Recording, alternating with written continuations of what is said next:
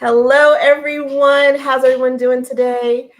This is Lisa Marie Aird with Campus Bound GPS October Tips. We are at day 19. So, for 19 days, you should be looking at the past tips because we've had tips surrounding surrounding the college application process. For those of you who do not, oh, I am tripping over my words. Let me slow down a little bit. Hello, everyone. For those of you who do not know me, my name is Lisa Marie Aird. I am the Collegiate Success Coach for Campus Bound GPS, and Campus Bound GPS is a program that helps students and parents navigate the college application process. Campus Bound GPS has been doing this service project. I love to call it a service project because there is no cost to you, just your time to just look on and listen to tips from experts who talk about what parts and pieces of the college application process they've experienced or they are involved with or they just know about it and they can share their knowledge. And that's what we're about. We're about chunking down the college application process and just kind of making it a little more digestible for you who are going through it to understand a little bit more. And I must say, I'm excited today because I have a new friend to Campus Bound GPS. And, I'll say the universe, and we had this conversation a little while ago, the universe works in its own time. This person reached out to me after probably a couple of years, 2-3 years, when someone mentioned me to her. And next thing you know, guess where she's at? She's here helping you. So without further ado, I am going to bring on Ms. Genevieve Price-Griffin. Hello, Genevieve. How are you? Hello, Lisa Marie. I am very happy to be here. I am happy for you to be here as well. And I want to say, like you heard me saying, I am so excited that you reached out to me and also that you felt so passionate about it that you're a guest. I've been telling people the same thing. I found this name that someone gave me a couple of years ago, and I just reached out to her. And the next thing you know, we're in a conversation, and here I am. So, guests out there, parents and students out there, let me say a little bit about Genevieve, and I will just introduce her properly, and I will allow her to talk about who she is and what she does. So, Genevieve is the president of Small Steps Go Places. I love that name, Small Steps Go Places. And she's also a high school student coach. So, Genevieve, can you expand on that and let our audience know who you are and what you do? Thank you. I would love to. I am the president of Small Steps Go Places, which is a small company. I'm an entrepreneur. And I started Small Steps several years ago after inventing option play. Option play is a card game, and I'll talk a little bit more about that in a bit. I have worked with high school students and parents over the last couple of years, helping them learn how to be more organized and to have better communication skills. And what I've done is I've pivoted to becoming a coach because I realized during high school, teens are working very hard to be good high school students to go to college at the same time that they are developing as young adults.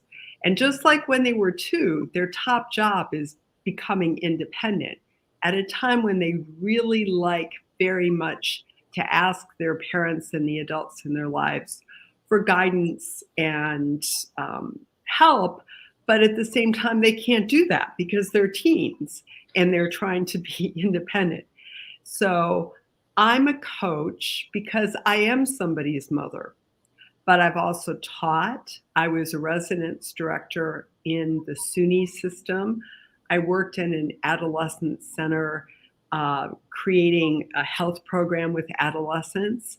And then I've done my own work with Small Steps Go Places. So I have a good solid background, but I, as a coach, am not going to be that motherly person who with the finger says, you've got to do that. My point is to help teenagers do the work that they need to do, figure that out, and support them in doing it themselves. Awesome. And I am so glad there are so many students out there. There are so many children out there. I know there are spaces where you're like, oh, wow, you're inviting another coach. Why would you do that? I believe that there is so much wealth to go around. And I always say, everyone is not for everyone. And when I meet students that I work with, I put it out there. Hey, let's see if we can gel. And if we don't, then it's not a good fit. And I'm good with saying no, but because I know that there is someone better out there for you. And I love being surrounded by people who do this good work because our children, our students, our young adults, they're our future. And, you know, who better than a person who can be relatable? Because unfortunately, our children don't listen to the parents, they listen to others who are same selling you the same thing, but they just receive it differently. When people work with a coach, whether it's you, Lisa Marie, me, or somebody else, that relationship between a young person, a teen, and their parent gets better because on both sides there's work being done, and then over time that relationship isn't fraught with the independence fight. And so Exactly. both sides can to grow toward a place where when they go to college, they are calling. Yes, yes. Which kind of leads us into this whole communication factor that you're an expert in. So I'm going to dive into your tip, and your tip is introduce. Oh, let me. I wrote it in something else, but it's introduce. Yourself in a charming way. That's it. Introduce yourself in a charming way. Thank you, thank you. And I love the concept. So I'm going to have you take the stage. And, every time I may interrupt in a little bit when I just hear a nugget that is just so good. But please explain your tip to us. Okay. I came up with the class, Introduce Yourself in a Charming Way, during COVID. When I did an online class as part of something called Splash, which students at Columbia University put on for high school students.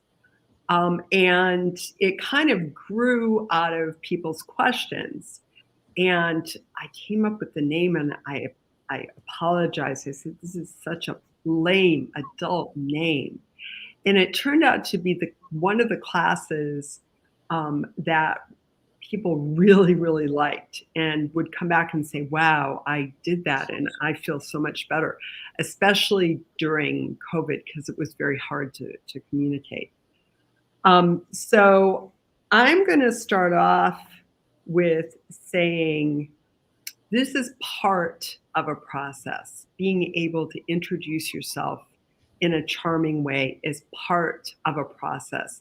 And it's a process of becoming a successful young adult in high school, college, and beyond. And I'm going to give you a couple of points to keep in mind as we're going through here. Steps to take for success. First, become more and more aware of what you feel joyous about. So that's going to become important when we get to the college application interview. Find the best way to be organized and do it. Embrace discomfort and thrive. And use your voice and energy wisely. And so introducing yourself in a charming way is one example of using your voice and your energy wisely. Whenever I'm working with young people, I try to establish what the purpose is of why we're doing this, because so many high school students will say, this is just a grind. I don't know why I'm taking this class. I don't know why I'm filling out this application. I don't know what I don't know why I'm taking this test, whatever. This is just a grind. Somebody else is asking me to do this.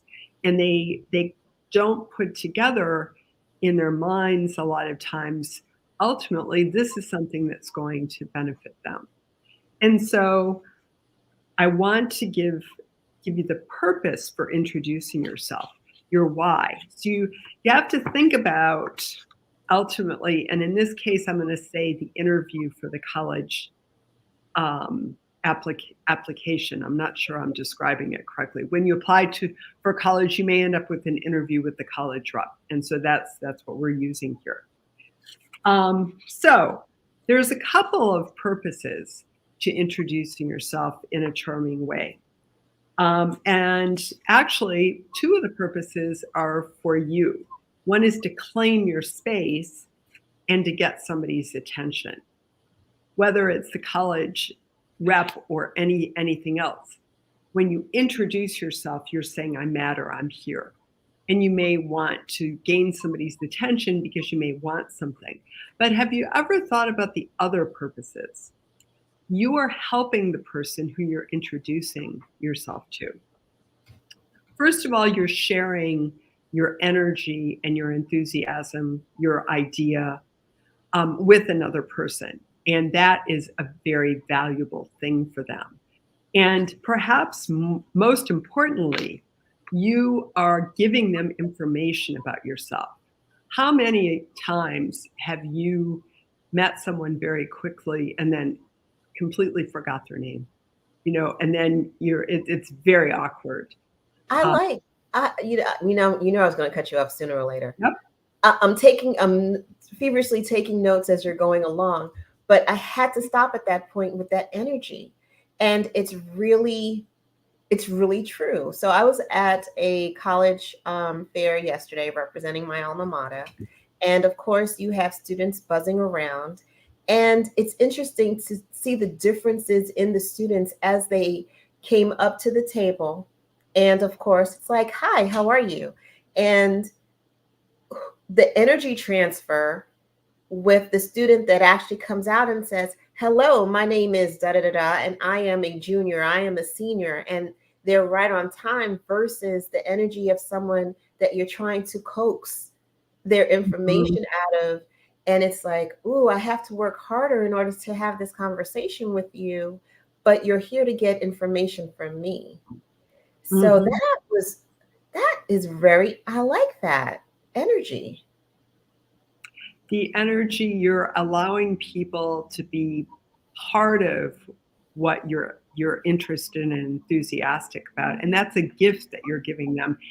Even if it is something that you're doing that seems very, very scary. I go back to my 7th grade speech class.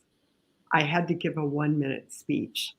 It was like someone was putting me in front of a firing squad.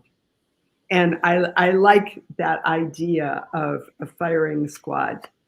When you're thinking about being interviewed by a college representative who may or may not write something about you're going to go to their college or not, it can feel like being in front of a firing squad, or you can feel like a trained poodle, jumping up and down and saying, here, give me the blue ribbon, give me the blue ribbon. And your energy will reflect that. So if you take ownership of introducing yourself, you're claiming your space, and you are in charge of what you're sharing with that other person. So it doesn't need to be feeling like you're in front of a firing squad. It doesn't need to be a life or death situation. It's a conversation. It's a different kind of conversation than what you have with your friends. If you go out and hang out with your friends, you go to the mall, you go to a movie, or hang out and do homework, that's one kind of conversation. It's a conversation with an adult about something that you're going to do in the future. And it's about who you are now and how that is going to set you up to be successful in the place that they're working. They need to be able to see you in that place, not just your test scores, not just your classes, not just whether you're the president of the club. They need to be able to see you in that place. And the purpose of the conversation that you have with them during the quote unquote interview is so that when you leave, they're going to remember you, and they'll look at your details, but they're going to remember you, and they're going to say, I can't see this college campus without this person because, fill in the blank. That's what whoever you are and whatever you're bringing is so important. Okay, there we go. So we have how to set up introducing yourself. Okay. This is the physical part. And in the class that I do, I would explain how this was going to be done. And because it was a virtual class, everybody, is bent over their computer, and listening. Some of them don't even have their screens on.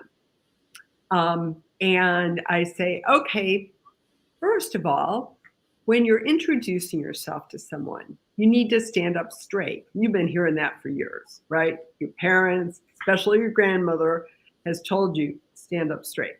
So this is how you do it. I'd say, everybody get up out of your chair, go over to the wall. And I want you to put your shoulders, your bum, and your heels against the wall. And I want you to put your shoulders back, and I want you to breathe in deeply and then breathe out. Then you can come back and sit down.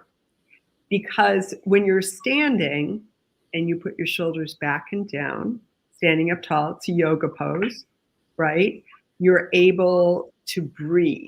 And when you're able to breathe, you can speak normally. Because if you feel like they're shooting, you're going to mumble.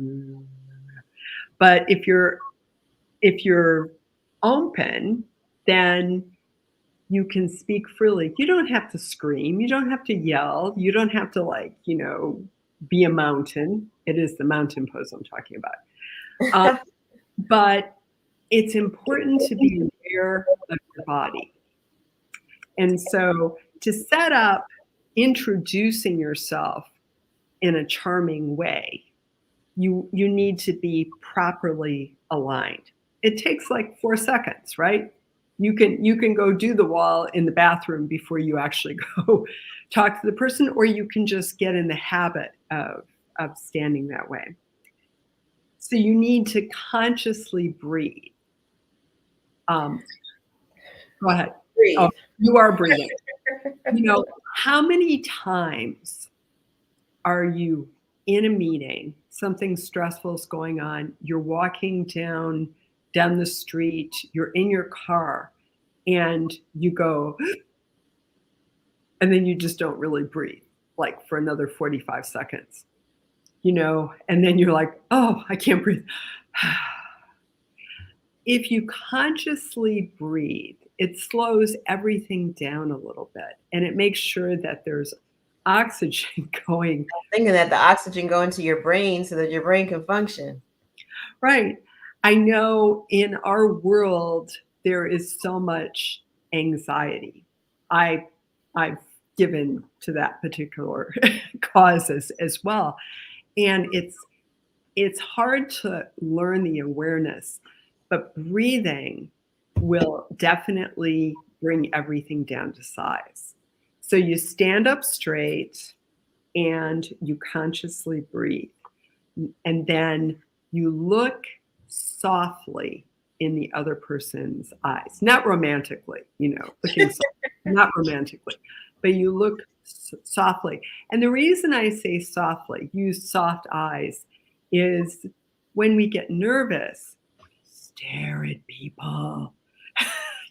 We want to make sure eye contact, and that's not okay. That's creepy. So it's important to just have soft eyes and a soft smile, because I know when I do a big smile, notice here, we don't want that either. So you just want to be relaxed. You set yourself up, you're breathing. You want to be friendly, because when you're friendly, you give off friendly vibes. And then you want to speak clearly and loud enough to be heard. People mumble. They don't even know that they mumble. And they, if they're nervous, they start talking low, and it's very hard. So just think about, if you were interviewing you, wouldn't you want to hear what you're saying? Definitely. Definitely. So that's the setup. Then you need to know what you're saying. So you might go into the bathroom, breathe, practice your soft eyes and your friendly smile. So when you go to meet the person, you stand up, you're breathing, you have that nice friendly smile, and you stick your hand out and you say, "Hello, my name is Genevieve Price-Griffin, and it's such a pleasure to meet you. I'm so glad to be here today. I've been looking forward to this interview. Wow, that's a great tie. I didn't know you like bears. You have 5 of them in your office." It's a pleasant human sort of thing to do, where so many young people will walk in and go, and so adults don't expect young people to know how to communicate. So you're going to set yourself apart right there. And then we get down to charm. But I've already talked about charm. Charm is that easy smile. Charm are the soft eyes. Charm is that friendly demeanor. And then it's important, when you've introduced yourself, to know what the next step is going to be. And so in this case, you're going to sit down for an interview with someone.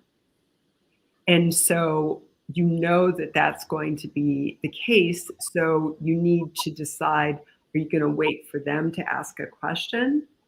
Or are they going to wait for you to start the conversation? So you have to have, your listening ears on, so to speak, to see if they're giving you a clue. And if there's an awkward silence, you need to have an opening line, just a very simple opening line. Wow, we drove in from Detroit, I had breakfast at whatever. Wow, I saw that game last night. Oh, I didn't know this campus had da da da da. Can you tell me more about that? So instead of just sitting there and waiting, you need to have that next line. And when you introduce yourself, even if it's not for an interview with a college rep, you need to know what the next step is. So say we're back in that speech class, that I was like, so I would introduce myself, and the next line would be, and I'm going to talk about baking a cake or about the hockey team or about something that the scientist did, and I'm going to do that in 3 steps. Or I'd like to know how many of you have ever heard about this. Please raise your hand. You need to have some sort of transitional step into whatever it is that you're doing.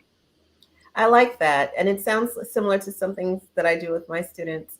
Actually had a conversation recently about this, preparing for a college fair when you're going to introduce yourself to a recruiter, which is similar. You know, Mm-hmm. you go in and say hello. For instance, if I'm doing myself, hello, my name is Lisa Marie Eard. Let's pretend I'm a senior in high school. I'm a senior in high school with, I can't remember my GPA, but I'll put something out there. Let's say I had a 3.5 GPA and I am interested in communications. I really enjoy watching news programs. One of my favorite anchors is so and so because of their style and or because of their this and so there's a tie in to say, hey, I think I can remember this person because of her interest and why. Or like you said, I walked on campus and I saw this beautiful statue. Can you tell me a little bit more about it? So that there's something to draw the conversation into a deeper conversation, a more meaningful conversation. So I like that. It's it's you're really right on with that. There's little stories popping up. I think I told you I went to an event here. I live in New York City, and I went to the University of Michigan, go blue. And the president, when he was new, came here to do a speaking engagement. And I went to listen to him because I'm an alumni, and alumni can do that. And afterwards, there was a program. I found him and I asked him to autograph my program. Now, I can tell you, university professors do not get asked for their autograph. So he kind of said, me? And I'm like, yes, sir, please just autograph this. And so over the next 4 or 5 years after that, when I would go back to campus, and for example, there was an anniversary of the college that I was in there, and he came to do a short speech. And afterwards, I went up to him and I said, President Schlissel, do you remember the woman in New York who asked you for your autograph? He goes, oh, I certainly do. Is that you? And even though some time had passed, it was something that he was not expecting. Exactly. It That is you don't have to tie a red ribbon on your arm. It's something about you or something that you would naturally do. It's all those rock concerts. Why not use it here? awesome. But yeah, you do have to make yourself stand out. And I like introduce yourself in a charming way. I really like that. I think it talks about what you need to do to stand out. Be charming and make yourself memorable in a way. I like that. It's recently I was talking to someone who's not in college, someone who's well into his career as an engineer. And there's a young man who I've worked with for a long time who now also has a job as an engineer who's coming to the area to visit, and I'm going to see him. And I was talking to the older engineer, and I said, would you mind if I introduced you to this younger guy? Maybe he'd like to see where you work. It's a whole different region and everything. And so he was asking me some questions. Oh yeah, he's a good student. Yeah, he's doing this sort of work. And then he said, there's lots of engineers who are nerdy, really smart, really good at what they do. He said, I'm looking for someone who's all of that, who can communicate. He said, they're few and far between. If someone can actually talk and write well, that's who I'm going to hire. Nice. And And this guy is good. good. I hope they made a great connection. We'll see. And it means a lot. I mean, I know there are lots of young adults out there who can be shy. Where we are in the age of games and video games where you do lose your, I don't want to say not everyone, but there are students who become a little shyer because gaming is their thing and they can communicate while they're playing their games, but but it's virtual. But when you are physically in front of a person, it's a different story. And I think also the intimidation factor of, wow, this is an adult, or this is someone who is where I want to be. And you have to drown that fear a little bit, step out on courage, and just make things happen. It's all, you said it as well, but it's all about you. This is all about you. That person who's doing what you want to do, that person who's considering your application for coming to college or this college that you want to do is also a human being. And a lot of times we put people in this power play position. And we're like, oh, I did it wrong. I didn't do it perfectly. I'm gonna go and not talk to anybody because the game is so safe and stuff like that. The world is a balanced sort of place. You can game for hours and hours and hours. Sometimes I think everyone should learn how to do games because it's a great problem solving tool and it allows people to free up their minds. They don't have to work in the reality that has been created with all the limits. They can just think about all of the different possibilities, or they can get their anger out without hurting anybody, or they can you know like jump into the air 10 feet, and kill monsters and things. But then that gets balanced out with being a human being. And so you can do both and they can inspire both sides. It's when someone gets locked into one or the other. So I'm all for gaming.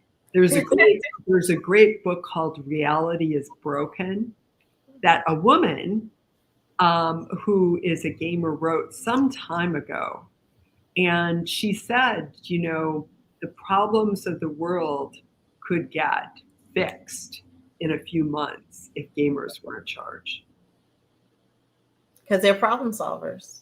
They're problem solvers, and it's not about, well, we only have $2,000 in our budget, so we can only do so much.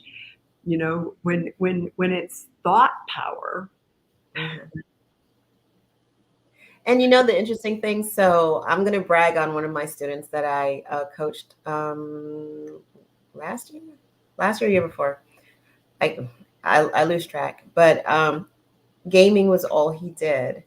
And while he was in my program, you have to talk to me. So regardless of what, you must communicate. Otherwise, you're not going to get anywhere. So either you work with me and talk a lot, because I do talk probably way too much, but that's just me. But at the end of the day, his father came to me and he said, wow, he's opened up a lot. He's communicating even more. And what I did was, I think there was a part of him that was nervous because he did not really participate in extracurricular activities. And he didn't know how to equate, and his family didn't know how to equate what his interest in college was with the gaming. And we talked about it. And that's the one thing that came out: problem solving, attention to detail, um, working in environments where you have to make decisions. And this young man is studying nursing. And look at the connections we made with gaming and being a nurse. And I explained to him, when you're writing your essays, brag on your abilities, because you have developed some skill sets in gaming that will take you into your career path, your career journey. So as long as we can connect the dots, we can make things happen. You've just described being a coach to a T.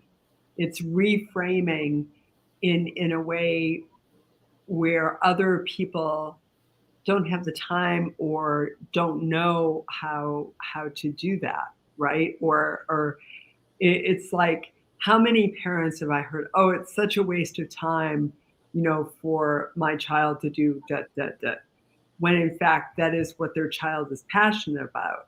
So instead of judging what that thing is on its face, it's important to look, like you did with this young man, deeper in, and really make it okay for the young person to be doing that activity, or to read that book, or to act on something that they wonder if they would like to do. And then that's the step that they have to do in order to get to the next step. And that is also how they introduce themselves. Because then they have, because I'm just talking about the actual introducing yourself. There's the meat, the content, and that's a whole different issue. And then there's the practice after afterward. But I do like I said, I was taking notes, and I really, I wrote down, this is one of my favorites: the soft eyes, the friendliness, clear, speaking clearly and loud, or loud enough, don't yell and scream, but loud enough for the person on the other side to hear you. And that friendly demeanor, I think this is awesome. But the nugget, the greatest takeaway I think from this conversation was sharing your energy. When you're introducing yourself, all the energy that you have in you to say, hello, my name is, and I'm excited to be, visiting your school, or talking to one of the recruiters at a college fair. Give them your energy so that they can absorb it and give it back. Because from my example last night, I was really excited to talk about my alma mater. But when someone came in with low energy, it was additional work to kind of get information from you, and then find out what your story is and what your interest is, and if our school could be a decent fit. So it's work. But I think those tips that you provided about introducing yourself in a charming way is amazing.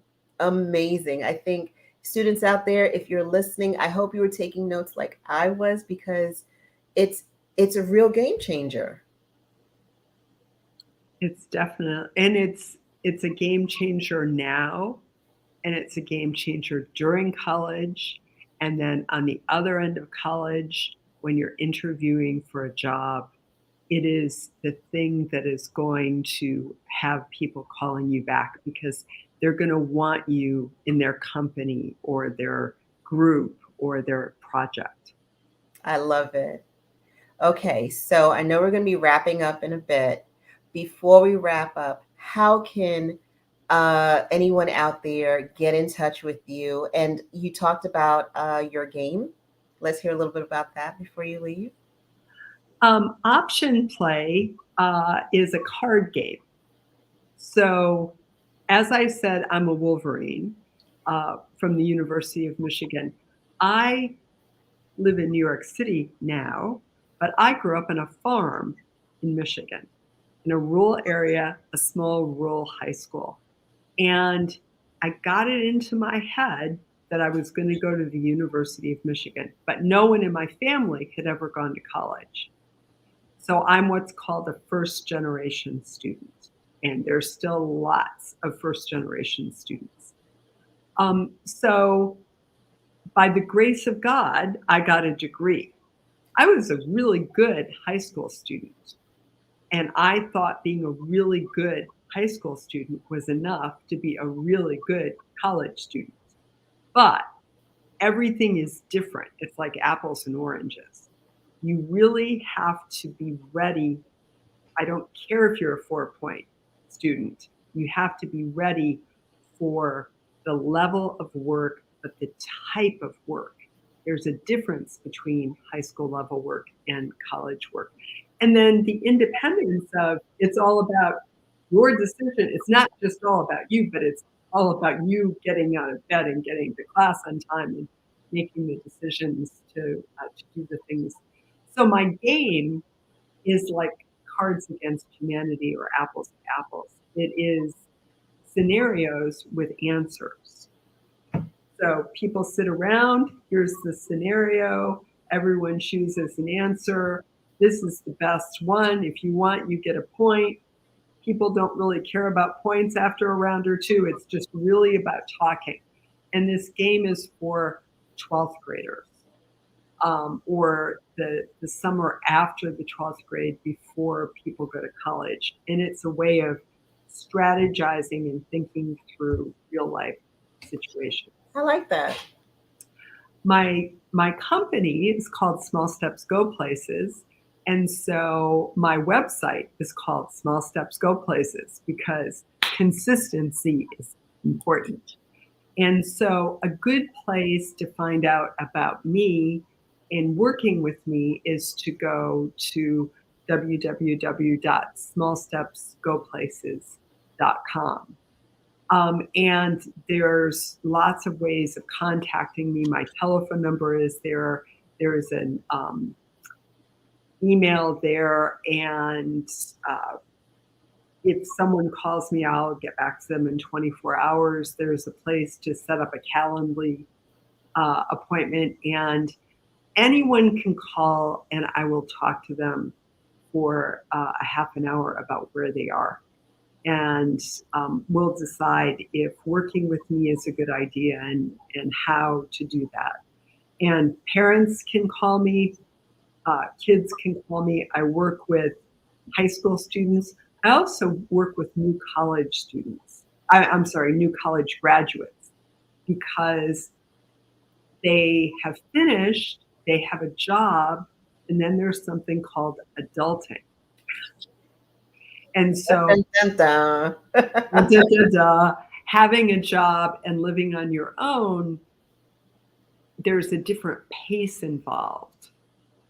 And so sometimes people don't need a coach for ages and ages and ages. They just need a coach for a little bit so that they can say, okay, I don't have to binge like the paper stuff anymore. Now, this is what I need to do. And so that's really the best way of reaching me. Awesome. Well, thank you, Genevieve.